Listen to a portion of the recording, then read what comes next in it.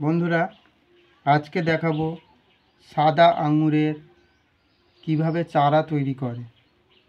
দেখুন বন্ধুরা, এটা একটা সাদা আঙুর। তো প্রথমে আমরা গ্লাসটিতে জল ভরে নেব।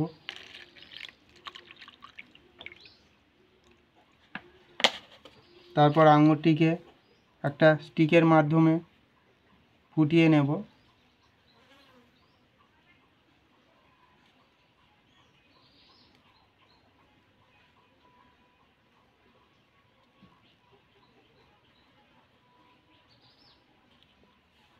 এবার এই গ্লাসের মধ্যে কলমের মাটি, সারযুক্ত কলমের মাটি দিয়ে দেব।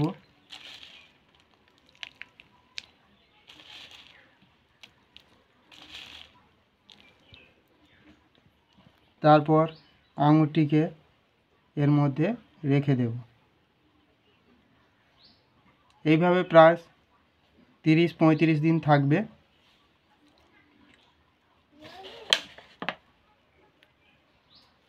জল এমনভাবে দিতে হবে যেন আঙুরটি ডুবে থাকে বেশ কিছুটা অংশ। বন্ধুরা, আজকে 37 দিন পর আমাদের সাদা আঙুর গাছে ছোটো ছোটো পাতা গজিয়েছে।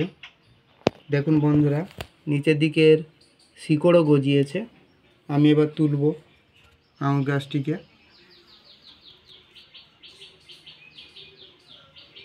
দেখুন বন্ধুরা, কত সুন্দর পাতা আর শিকড় গজিয়েছে।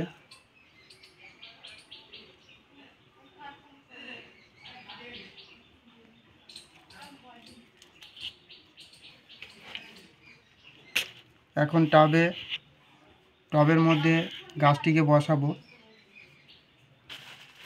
তো সেজন্য সারযুক্ত মাটি দিতে হবে টবের মধ্যে।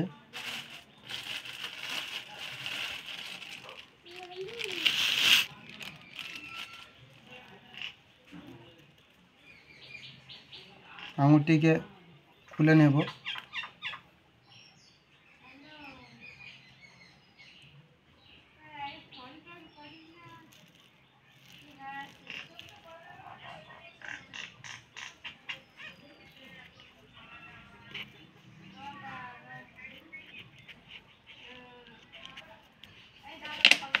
এখন আমরা জল দিয়ে দেব।